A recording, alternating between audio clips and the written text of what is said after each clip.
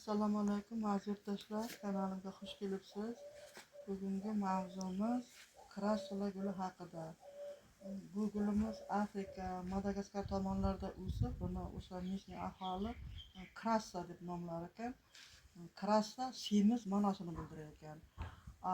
Rossiyada ruslar buni tasyanka deyishadi. Tasyanka ham semiz ma'nosini bildiradi. Endi krassula deymiz. Bu nima barglarini semizligidan shu nom berilgan bo'lsa kerak. Uni barglari semizroq krassula. Bu gulimizni yozda 20-25 daraja issiqda, yozda, qishda 10-15 daraja issiqda saqlash kerak. Gulimiz juda issiq sevar hisoblanadi, lekin o'sha yozda kunida ham normada bo'lish kerak. Agar juda jazirama issiq bo'lsa, barglari kuyib qoladi. Bu gulimiz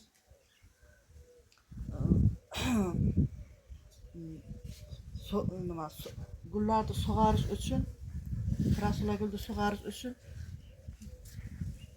mana bunday qilib barmoq bilan ko'rsa, barmoq bilan ko'rganda 2-3 sm quruq bo'lsa, bu gul sug'arish mumkin degani. Bizlar hozir mana bir barmoq kirib ketdi ham, nima namligi yo'q. Значит, buni sug'arish kerak. Men ataylab kamroq sug'araman. Barglari yumshoq bo'lib qolmasin deb. Ko'p sug'arganda bularning bargi yumshoq bo'lib qoladi. Mana bu yerda ikkita gulimiz bor. Mana derazaga yaqin turgan, mana issiqqa kuyib qolgan. Issiqqa kuyib qolgan. Va mana bu gulimiz qattiq, mana bargi qattiq. Bunisi ozroq soyada turgan chog'imga bargi juda yumshoq. Mana hozir olib chiqquncha ikkita nimasi bargi tushib ham ketdi. Bargi yumshoq. Shuning uchun kamroq sug'arishga harakat qilaman, o'zini tabiiy nimasini asrab tursin deb. Endi bu gulimiz sug'arishni aytdik. Endi o'g'itga kelsak, bir oyda bir marta o'g'it beramiz. Kaktuslar va sukkulentlar uchun alohida chiqarilgan o'g'it bilan sug'ariladi. Agar unday o'g'it topilmasa, bir oyda bir marta boshqa gullarni boshqa gullarga beriladigan o'g'it bilan o'g'it berish mumkin, lekin tarkibida azot bo'lmasligi kerak. Bu juda sekin o'sadigan gul, azot berib bo'lmaydi. Bu o'z miqdorida, o'z me'yorida o'sishi kerak. O'g'it bergan payti o'g'itni qishda, kuzda o'g'it berilmaydi, faqat bahorda va yozda beriladi. Boya aytganimdek, faqat sukkulentlar uchun yoki tarkibida azot bo'lmagan o'g'it beriladi.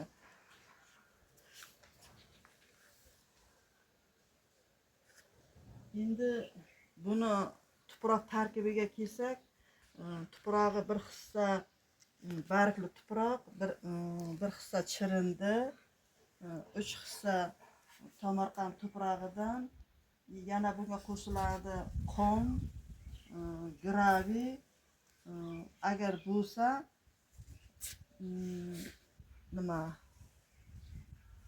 nimani maydalangani, g'ishtdan maydalangani bo'lishi mumkin. Buni ko'paytirish uchun 10-12 sm qilib cherinka olinadi. 12 sm. Mana shu 12 sm bo'ladi. Ko'paytirish uchun mana shunday cherinka olinadi. Va cherinka olgandan keyin buni bir 2 sutka quritib qo'yiladi. Quritib qo'ygandan keyin yo suvda, yo tuproqda ko'paytirish mumkin. Men hamisha suvda ko'paytiraman. Bu o'zi asli bargi tushib ketsa ham nimada ko'payib ketaveradi. Buni ko'paytirish umuman muammo emas, faqat mana shunday gulimiz bo'lsa, shoxchasidan olib qom, chirindi qo'shilgan tuproqqa nima qilsak, o'zi bemalol ildiz otib ko'payib ketadi. Men bu yerda boya ko'rdim, bu qandaydir lat yegan. Mana qandaydir lat yegan. Mana bu barg sidirilib qolgan, bunisi tushib ketishiga sal qolgan. Mana hech qanday sharoit yo'q, u hali bu yerda turibdi. Shunda ham Bu ildiz otgan, tomirlagan. Buni hozir yulib olamiz. Bu yerda turaversa bunga noqulay. Mana yulib oldik. Endi hozir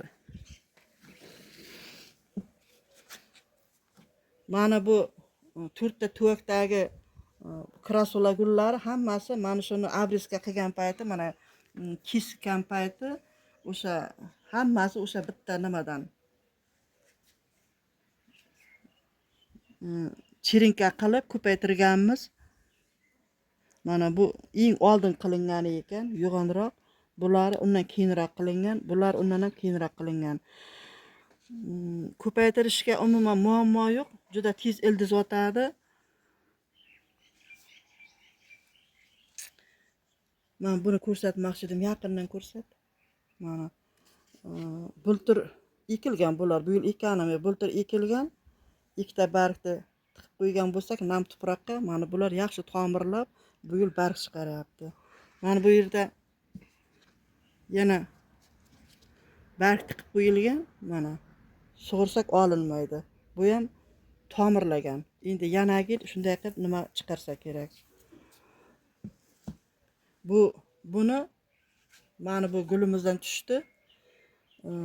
Bularni hozir ozroq sug'oramizda, nam tuproqqa bularni tiqib qo'yamiz.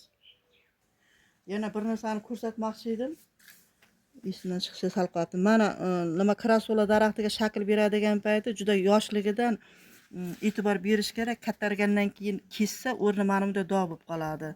Biz qachonlarda shakl bergan payti mana bu yerda navda bo'lgan, keyin uni kesganmiz, tanasi nima bo'lsin deb, bunday chandiqday bo'lib qoladi.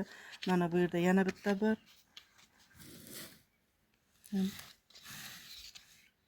Mana bu yerda bitta bor.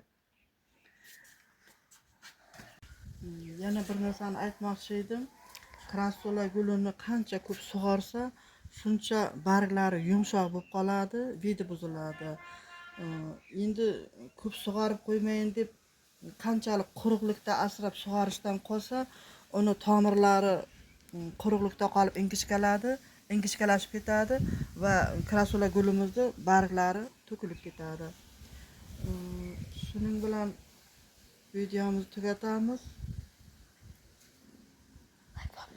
Like bosing, obuna bo'ling. Rahmat.